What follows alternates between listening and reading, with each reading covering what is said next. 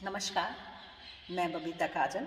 आज हम सामान्य हिंदी में उसी टॉपिक को, उसी बिंदु को आगे बढ़ाएंगे जिसमें हमने पिछले वीडियो में बात की थी। महाराजा गंगा सिंह विश्वविद्यालय बीकानेर के कला, वाणिज्य, विज्ञान, गृह विज्ञान समस्त संकायों के प्रथम वर्ष के सामान्य हिंदी के पाठ्यक्रम में सूर्यकांत त्रिपाठी निराला जी की एक कविता है पद्य भाग में, जिसका शीर्षक है वह तोड़ती पत्थर। उसका एक खंड आधी कविता हम कर चुके हैं, शेष कविता पर आज हम बात करने वाले हैं। कविता इस प्रकार से है। पहला भाग हम कर चुके हैं इसका। जो बची हुई कविता है वो इस प्रकार से है। देखते देखा मुझे तो एक बार, उस भवन की ओर देखा छिन्न तार। देख कर कोई नहीं देखा मुझे उस दृष्टि से, जो मार खा रोई नहीं। सजा सहज सितार, सुनी मैंने वह नहीं, जो थी सुनी झंकार। एक क्षण के बाद वह कांपी सुघर, ढुलक माथे से गिरे सीकर। रत होते कर्म फिर ज्यों कहा, मैं तोड़ती पत्थर। बहुत ही मुक्त छंद की कविता है। बहुत ही साधारण और सहज शब्दों में मार्मिक चित्र को इस कविता के माध्यम से कवि ने व्यक्त किया है। और इससे पहले हमने देखा कि किस प्रकार से वो मजदूर स्त्री जो है वो पत्थर, एक बड़े पत्थर को बार बार अपना हथौड़ी से प्रहार करके उसको तोड़ने का प्रयास कर रही है। उसको एक चित्रण कवि ने किया है। आगे वो क्या कहते हैं, देखते देखा मुझे तो एक बार। जैसे ही उस स्त्री, मजदूर स्त्री ने देखा कि मुझे कोई देख रहा है ये काम करते हुए, उसने, क्योंकि उसके पहले नजर झुकी हुई थी और वो अपने काम में बिल्कुल लीन थी, लेकिन जैसे ही मुझे देखा मतलब कवि को, निराला जी को, कवि को जब देखा कि वो देख रहे हैं उसे, तो उस भवन की ओर देखा। तो नेत्रों के माध्यम से उसने जो कुछ कहा वो एक बहुत बड़ी कहानी है, बहुत बड़ा इतिहास है, बहुत बड़ा प्रसंग है, बहुत बड़ा अंतर्द्वंद है और बहुत बड़ी विचारधारा है। वो कहते हैं, जब उस मजदूर स्त्री ने लेखक को देखा कि वो उसको देख रहे हैं, तो वो कहती हैं कि एक बार मुझे देखा और फिर एक बार उस अट्टालिका को देखा, उस भवन को देखा, जो बहुत विशाल भवन, बड़ी इमारत वहां खड़ी थी, उसको देखा छिन्न तार। और इस तरह से मानो उसके सपनों के सारे तार छिन्न भिन्न हो गए। देखकर कोई नहीं देखा मुझे इस दृष्टि से। और फिर मैं पास में खड़ा हूँ, उसे पता है मैं देख रहा हूँ, फिर भी मुझे उसने इस तरह से देखा जैसे कोई नहीं है। अर्थात जैसे उसके उस संवेदनाओं को समझने वाला कोई नहीं है, उसकी उस पीड़ाओं का भागीदार कोई नहीं है। इस तरह से उसने देखा मुझे इस दृष्टि से, जो मार खा रोई नहीं।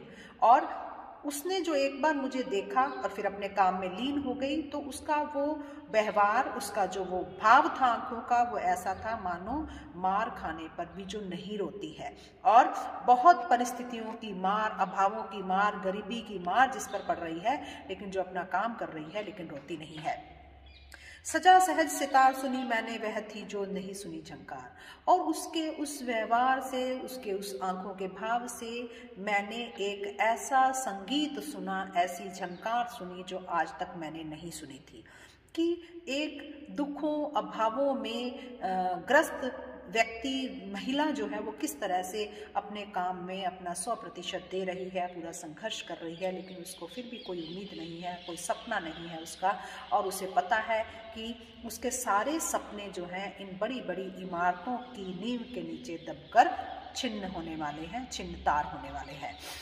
एक क्षण के बाद वह कांपी सुघर, और एक ही क्षण के बाद में उसका वह सुघड़, वह सुंदर स्त्री जो है वो कांप उठी, कंपन हुआ। ढुलक माथे से गिरे सीकर, और निरंतर परिश्रम करने के कारण, भयंकर गर्मी में निरंतर परिश्रम करने के कारण उससे, उसके शरीर से निरंतर पसीना बह रहा था।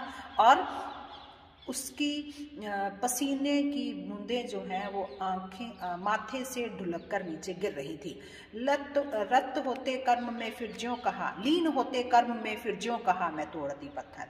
इस तरह से मानो वो फिर से एक नज़र भर उसने देखा, उस एक नज़र में कितनी सारी भावनाएं, कितनी सारी संवेदनाएं, कितनी अभिव्यक्तियां, कितनी अनुभूतियां छुपी हुई थी। और फिर से वो अपने कर्म में लीन हो गई और उसने मानो यही कहा, मैं तोड़ती पत्थर। मेरी पहचान क्या है? पत्थर तोड़ना। मेरा अस्तित्व क्या है? पत्थर तोड़ना। मेरा संघर्ष क्या है? पत्थर तोड़ना।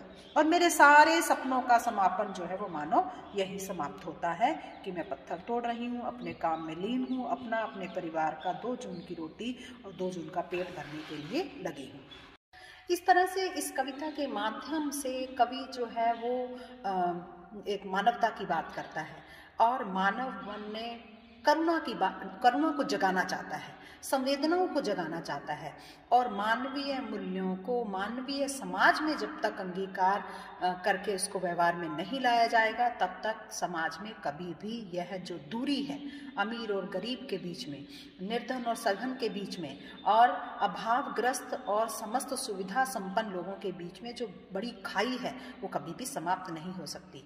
इस तरह से यह कविता जो है वो दुख के तीनों पक्षों, भोक्ता, दृष्टा और श्रमिक के दुख का मानवीय जो है वो मूल्यांकन करती है, उसका एक दस्तावेज प्रस्तुत करती है। एक वर्ग के माध्यम से समाज, नगर के माध्यम से नगरों और निरंतर जो विघटन हो रहा है जिन संवेदनाओं का, उन संवेदनाओं को काव्य में रूप में अभिव्यक्त किया है कवि ने। तो कविता का संदेश क्या है? कविता का संदेश है ऐसी जो अभावग्रस्त एक पूरा वर्ग है उसके प्रति संवेदनाओं को जागृत करना, मानवता को जागृत करना, करुणा की भावना को जागृत करना। और यही साहित्य का उद्देश्य है और यही जो है हर तरह की रचना का उद्देश्य है और होना चाहिए। और इस उद्देश्य में वो पूरी तरह से सफल हुए हैं और उन्होंने इसके माध्यम से, इसकी विषय वस्तु क्या है, इसके माध्यम से उन्होंने एक मजदूर स्त्री के बिंब को, उसके चित्र को प्रस्तुत करके, उसका चित्रण करके मनुष्य के अंदर की संवेदनाओं को, मानवीय संवेदनाओं को जगाने का सफल प्रयास किया है। आज के लिए इतना ही। धन्यवाद।